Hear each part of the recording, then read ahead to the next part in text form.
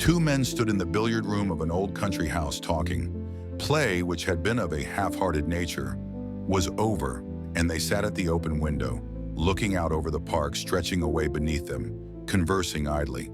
"Your time's nearly up, Jem," said one at length. "This time 6 weeks you'll be yawning out the honeymoon and cursing the man, woman I mean, who invented them."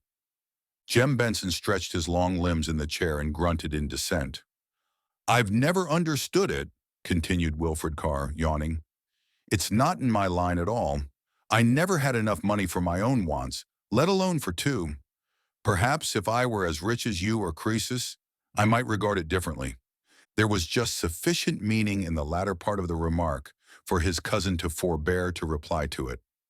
He continued to gaze out of the window and to smoke slowly. "Not being as rich as Croesus, or you," resumed Carr, regarding him from beneath lowered lids, "I paddle my own canoe down the stream of time, and tying it to my friends' doorposts, go in to eat their dinners." "Quite Venetian," said Jem Benson, still looking out of the window. "It's not a bad thing for you, Wilfred, that you have the doorposts and dinners, and friends." Carr grunted in his turn. "Seriously though, Jem," he said slowly, "you're a lucky fellow, a very lucky fellow. If there is a better girl above ground than Olive, I should like to see her." "Yes," said the other quietly. "She's such an exceptional girl," continued Carr, staring out of the window.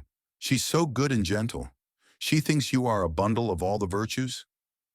He laughed frankly and joyously, but the other man did not join him. "Strong sense of right and wrong, though," continued Carr musingly. "Do you know, I believe that if she found out that you were not—" "Not what?" demanded Benson, turning upon him fiercely. "Not what?" "Everything that you are," returned his cousin with a grin that belied his words. "I believe she'd drop you." "Talk about something else," said Benson, slowly. "Your pleasantries are not always in the best taste." Wilfred Carr rose and, taking a cue from the rack, bent over the board and practiced one or two favorite shots. "The only other subject I can talk about just at present is my own financial affairs," he said slowly as he walked round the table. "Talk about something else," said Benson again bluntly. "And the two things are connected," said Carr, and dropping his cue, he half sat on the table and eyed his cousin. There was a long silence. Benson pitched the end of his cigar out of the window, and leaning back, closed his eyes. "Do you follow me?" inquired Carr at length. Benson opened his eyes and nodded at the window. "Do you want to follow my cigar?" he demanded. "I should prefer to depart by the usual way for your sake," returned the other, unabashed. "If I left by the window, all sorts of questions would be asked, and you know what a talkative chap I am." "So long as you don't talk about my affairs," returned the other, restraining himself by an obvious effort, "you can talk yourself hoarse." "I'm in a mess," said Carr slowly. "A devil of a mess. If I don't raise 1,500 by this day fortnight, I may be getting my board and lodging free." "Would that be any change?" questioned Benson. "The quality would," retorted the other. "The address also would not be good. Seriously, Jem, will you let me have the 1,500? "No," said the other simply. Carr went white. "It's to save me from ruin," he said thickly. "I've helped you till I'm tired," said Benson, turning and regarding him, "and it is all to no good. If you've got into a mess, get out of it. You should not be so fond of giving autographs away." "It's foolish, I admit," said Carr deliberately. "I won't do so anymore. By the way, I've got some to sell. You needn't sneer. They're not my own." "Whose are they?" inquired the other. "Yours." Benson got up from his chair and crossed over to him. "What is this?" he asked quietly. "Blackmail?" "Call it what you like," said Carr. "I've got some letters for sale, price 1,500, and I know a man who would buy them at that price for the mere chance of getting Olive from you. I'll give you first offer. If you have got any letters bearing my signature, you will be good enough to give them to me," said Benson very slowly. "They're mine," said Carr lightly, "given to me by the lady you wrote them to. I must say that they are not all in the best possible taste." His cousin reached forward suddenly, and catching him by the collar of his coat, pinned him down on the table. "Give me those letters," he breathed, sticking his face close to Carr's. "They're not here," said Carr, struggling. I'm not a fool. Let me go, or I'll raise the price. The other man raised him from the table in his powerful hands, apparently with the intention of dashing his head against it. Then suddenly his hold relaxed as an astonished-looking maidservant entered the room with letters. Carr sat up hastily. "That's how it was done," said Benson, for the girl's benefit as he took the letters. "I don't wonder at the other man making him pay for it, then," said Carr blandly. "You will give me those letters?" said Benson, suggestively, as the girl left the room. "At the price I mentioned, yes," said Carr. "But so sure as I am a living man, if you lay your clumsy hands on me again, I'll double it. Now I'll leave you for a time while you think it over." He took a cigar from the box and, lighting it carefully, quitted the room. His cousin waited until the door had closed behind him, and then turning to the window sat there in a fit of fury as silent as it was terrible. The air was fresh and sweet from the park, heavy with the scent of new-mown grass. The fragrance of a cigar was now added to it, and glancing out he saw his cousin pacing slowly by. He rose and went to the door, and then, apparently altering his mind, he returned to the window and watched the figure of his cousin as it moved slowly away into the moonlight. Then he rose again, and, for a long time, the room was empty. It was empty when Mrs. Benson came in some time later to say goodnight to her son on her way to bed. She walked slowly round the table, and pausing at the window, gazed from it in idle thought until she saw the figure of her son advancing with rapid strides toward the house. He looked up at the window. "Good night," said she. "Good night," said Benson in a deep voice. "Where is Wilfred?" "Oh, he has gone," said Benson. "Gone?" "We had a few words. He was wanting money again, and I gave him a piece of my mind. I don't think we shall see him again." "Poor Wilfred," sighed Mrs. Benson. "He is always in trouble of some sort. I hope that you were not too hard upon him." "No more than he deserved," said her son sternly. "Good night." The well, which had long ago fallen into disuse, was almost hidden by the thick tangle of undergrowth which ran riot at that corner of the old park. It was partly covered by the shrunken half of a lid, above which a rusty windlass creaked in company with the music of the pines when the wind blew strongly. The full light of the sun never reached it, and the ground surrounding it was moist and green when other parts of the park were gaping with the heat. Two people walking slowly round the park in the fragrant stillness of a summer evening strayed in the direction of the well. "No use going through this wilderness, Olive," said Benson, pausing on the outskirts of the pines and eyeing with some disfavor the gloom beyond. "Best part of the park," said the girl briskly. "You know it's my favorite spot." "I know you're very fond of sitting on the coping," said the man slowly, "and I wish you wouldn't. One day you will lean back too far and fall in." "And make the acquaintance of truth," said Olive lightly. "Come along." She ran from him and was lost in the shadow of the pines, the bracken crackling beneath her feet as she ran. Her companion followed slowly, and emerging from the gloom saw her poised daintily on the edge of the well, with her feet hidden in the rank grass and nettles which surrounded it. She motioned her companion to take a seat by her side, and smiled softly as she felt a strong arm passed about her waist. "I like this place," said she, breaking a long silence. "It is so dismal, so uncanny. Do you know I wouldn't dare to sit here alone, Jem? I should imagine that all sorts of dreadful things were hidden behind the bushes and trees, waiting to spring out on me. Ugh." "You'd better let me take you in," said her companion tenderly. "The well isn't always wholesome, especially in the hot weather. Let's make a move." The girl gave an obstinate little shake and settled herself more securely on her seat. "Smoke your cigar in peace," she said quietly. "I am settled here for a quiet talk. Has anything been heard of Wilfred yet?" "Nothing." "Quite a dramatic disappearance, isn't it?" she continued. "Another scrape, I suppose, and another letter for you in the same old strain. Dear Jem, help me out."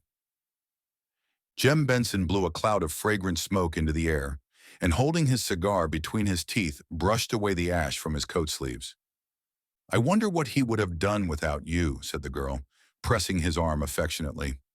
"Gone under long ago, I suppose. When we are married, Jem, I shall presume upon the relationship to lecture him. He is very wild, but he has his good points, poor fellow." I never saw them, said Benson with startling bitterness. God knows I never saw them. He is nobody's enemy but his own, said the girl, startled by this outburst. You don't know much about him, said the other sharply. He was not above blackmail, not above ruining the life of a friend to do himself a benefit. A loafer, a cur, and a liar.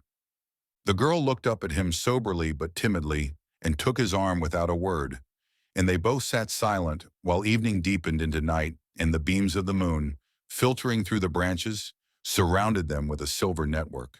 Her head sank upon his shoulder till suddenly with a sharp cry she sprang to her feet. What was that? She cried breathlessly. What was what? Demanded Benson, springing up and clutching her fast by the arm. She caught her breath and tried to laugh. You're hurting me, Jem. His hold relaxed. What is the matter? He asked gently. What was it startled you? I was startled, she said slowly, putting her hands on his shoulder. I suppose the words I used just now are ringing in my ears, but I fancied that somebody behind us whispered, Jem, help me out. Fancy, repeated Benson, and his voice shook. But these fancies are not good for you. You are frightened at the dark and the gloom of these trees. Let me take you back to the house. No, I'm not frightened, said the girl, reseating herself. I should never be really frightened of anything when you were with me, Jem. I'm surprised at myself for being so silly. The man made no reply but stood, a strong, dark figure, a yard or two from the well, as though waiting for her to join him. Come and sit down, sir, cried Olive, patting the brickwork with her small white hand. One would think that you did not like your company. He obeyed slowly and took a seat by her side, drawing so hard at his cigar that the light of it shone upon his fare at every breath. He passed his arm, firm and rigid as steel, behind her, with his hand resting on the brickwork beyond. Are you warm enough? He asked tenderly, as she made a little movement. Pretty fair, she shivered. One oughtn't to be cold at this time of the year, but there's a cold, damp air comes up from the well. As she spoke, a faint splash sounded from the depths below, and for the second time that evening, she sprang from the well with a little cry of dismay. What is it now? He asked in a fearful voice. He stood by her side and gazed at the well, as though half expecting to see the cause of her alarm emerge from it. Oh, my bracelet, she cried in distress. My poor mother's bracelet. I've dropped it down the well. Your bracelet, repeated Benson dully. Your bracelet? The diamond one? The one that was my mother's, said Olive. Oh, we can get it back, surely. We must have the water drained off. Your bracelet, repeated Benson stupidly. Jem, said the girl in terrified tones. Dear Jem, what is the matter? For the man she loved was standing regarding her with horror. The moon which touched it was not responsible for all the whiteness of the distorted face, and she shrank back in fear to the edge of the well. He saw her fear, and by a mighty effort regained his composure and took her hand. Poor little girl, he murmured, you frightened me. I was not looking when you cried, and I thought that you were slipping from my arms, down, down. His voice broke, and the girl, throwing herself into his arms, clung to him convulsively. There, there, said Benson fondly. Don't cry, don't cry. Tomorrow, said Olive, half laughing, half crying. We will all come round the well with hook and line and fish for it. It will be quite a new sport. No, we must try some other way, said Benson. You shall have it back. How? Asked the girl. You shall see, said Benson. Tomorrow morning at latest, you shall have it back. Till then, promise me that you will not mention your loss to anyone. Promise. I promise, said Olive wonderingly. But why not? It is of great value for one thing, but there are many reasons. For one thing, it is my duty to get it for you. Wouldn't you like to jump down for it? She asked mischievously. Listen. She stooped for a stone and dropped it down. Fancy being where that is now, she said, peering into the blackness. Fancy going round and round like a mouse in a pail, clutching at the slimy sides with the water filling your mouth and looking up to the little patch of sky above. You had better come in, said Benson very quietly. You are developing a taste for the morbid and horrible. The girl turned and, taking his arm, walked slowly in the direction of the house. Mrs. Benson, who was sitting in the porch, rose to receive them. "You shouldn't have kept her out so long," she said chidingly. "Where have you been?" "Sitting on the well," said Olive, smiling. "Discussing our future." "I don't believe that place is healthy," said Mrs. Benson emphatically. "I really think it might be filled in, Jem." "All right," said her son slowly. "Pity it wasn't filled in long ago." He took the chair vacated by his mother as she entered the house with Olive, and with his hands hanging limply over the sides, sat in deep thought. After a time he rose and, going upstairs to a room which was set apart for sporting requisites, selected a sea fishing line and some hooks, and stole softly downstairs again. He walked swiftly across the park in the direction of the well, turning before he entered the shadow of the trees to look back at the lighted windows of the house. Then, having arranged his line, he sat on the edge of the well and cautiously lowered it. He sat with his lips compressed, occasionally looking about him in a startled fashion, as though he half expected to see something peering at him from the belt of trees. Time after time he lowered his line until at length, in pulling it up, he heard a little metallic tinkle against the side of the well. He held his breath then, and forgetting his fears, drew the line in inch by inch, so as not to lose its precious burden. His pulse beat rapidly, and his eyes were bright. As the line came slowly in, he saw the catch hanging to the hook, and with a steady hand drew the last few feet in. Then he saw that instead of the bracelet he had hooked a bunch of keys. With a faint cry he shook them from the hook into the water below and stood breathing heavily. Not a sound broke the stillness of the night. He walked up and down a bit and stretched his great muscles. Then he came back to the well and resumed his task. For an hour or more the line was lowered without result. In his eagerness he forgot his fears, and with eyes bent down the well, fished slowly and carefully. Twice the hook became entangled in something, and was with difficulty released. It caught a third time, and all his efforts failed to free it. Then he dropped the line down the well, and with head bent walked toward the house. He went first to the stables at the rear, and then retiring to his room for some time paced restlessly up and down. Then, without removing his clothes, he flung himself upon the bed and fell into a troubled sleep.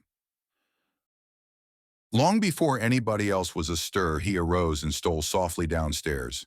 The sunlight was stealing in at every crevice and flashing in long streaks across the darkened rooms. The dining room into which he looked struck chill and cheerless in the dark yellow light which came through the lowered blinds.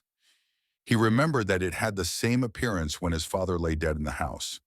Now as then, everything seemed ghastly and unreal. The very chairs standing as their occupants had left them the night before seemed to be indulging in some dark communication of ideas. Slowly and noiselessly, he opened the hall door and passed into the fragrant air beyond. The sun was shining on the drenched grass and trees, and a slowly vanishing white mist rolled like smoke about the grounds. For a moment he stood, breathing deeply the sweet air of the morning, and then walked slowly in the direction of the stables. The rusty creaking of a pump handle and a spatter of water upon the red-tiled courtyard showed that somebody else was astir. And a few steps farther he beheld a brawny, sandy-haired man gasping wildly under severe self-infliction at the pump. "Everything ready, George?" he asked quietly. "Yes, sir," said the man, straightening up suddenly and touching his forehead. "Bob's just finishing the arrangements inside. It's a lovely morning for a dip. The water in that well must be just icy." "Be as quick as you can," said Benson impatiently. "Very good, sir," said George, burnishing his face harshly with a very small towel which had been hanging over the top of the pump. "Hurry up, Bob." In answer to his summons, a man appeared at the door of the stable with a coil of stout rope over his arm and a large metal candlestick in his hand. "Just to try the air, sir," said George, following his master's glance. "A well gets rather foul sometimes, but if a candle can live down it, a man can." His master nodded, and the man, hastily pulling up the neck of his shirt and thrusting his arms into his coat, followed him as he led the way slowly to the well. "Beg pardon, sir," said George, drawing up to his side, "but you are not looking over and above well this morning. If you'll let me go down, I'd enjoy the bath." "No, no," said Benson peremptorily. "You ain't fit to go down, sir," persisted his follower. "I've never seen you look so before. Now if—" "Mind your business," said his master curtly. George became silent, and the three walked with swinging strides through the long, wet grass to the well. Bob flung the rope on the ground and at a sign from his master handed him the candlestick. "Here's the line for it, sir," said Bob, fumbling in his pockets. Benson took it from him and slowly tied it to the candlestick. Then he placed it on the edge of the well and, striking a match, lit the candle and began slowly to lower it. "Hold hard, sir," said George quickly, laying his hand on his arm. "You must tilt it or the string will burn through." Even as he spoke, the string parted and the candlestick fell into the water below.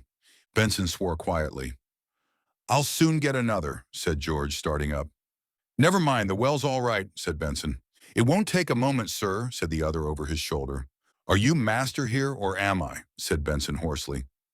George came back slowly, a glance at his master's face stopping the protest upon his tongue, and he stood by watching him sulkily as he sat on the well and removed his outer garments. Both men watched him curiously, as having completed his preparations, he stood grim and silent with his hands by his sides. "I wish you'd let me go, sir," said George, plucking up courage to address him. "You ain't fit to go, you've got a chill or something. I shouldn't wonder it's the typhoid. They've got it in the village bad." For a moment Benson looked at him angrily, then his gaze softened. "Not this time, George," he said quietly. He took the looped end of the rope and placed it under his arms, and sitting down threw one leg over the side of the well. "How are you going about it, sir?" queried George, laying hold of the rope and signing to Bob to do the same. "I'll call out when I reach the water," said Benson, "then pay out 3 yards more quickly so that I can get to the bottom." "Very good, sir," answered both. Their master threw the other leg over the coping and sat motionless. His back was turned toward the men as he sat with head bent, looking down the shaft. He sat for so long that George became uneasy. "All right, sir?" he inquired. "Yes," said Benson slowly. "If I tug at the rope, George, pull up at once. Lower away."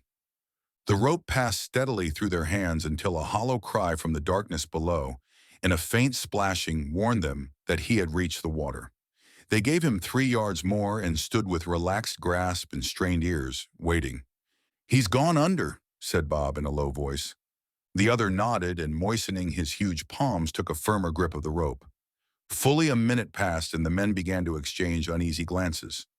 Then a sudden tremendous jerk, followed by a series of feebler ones, nearly tore the rope from their grasp. "Pull!" shouted George, placing one foot on the side and hauling desperately. "Pull! Pull! He's stuck fast! He's not coming! Pull!" In response to their terrific exertions, the rope came slowly in, inch by inch, until at length a violent splashing was heard, and at the same moment a scream of unutterable horror came echoing up the shaft. "What a weight he is!" panted Bob. "He's stuck fast or something. Keep still, sir. For heaven's sake, keep still." For the taut rope was being jerked violently by the struggles of the weight at the end of it. Both men with grunts and sighs hauled it in foot by foot. "All right, sir," cried George cheerfully. He had one foot against the well and was pulling manfully. The burden was nearing the top. A long pull and a strong pull, and the face of a dead man with mud in the eyes and nostrils came peering over the edge. Behind it was the ghastly face of his master. But this he saw too late, for with a great cry he let go his hold of the rope and stepped back. The suddenness overthrew his assistant, and the rope tore through his hands. There was a frightful splash. "You fool!" stammered Bob and ran to the well helplessly. "Run!" cried George. "Run for another line!" He bent over the coping and called eagerly down as his assistant sped back to the stables, shouting wildly. His voice re-echoed down the shaft, but all else was silence.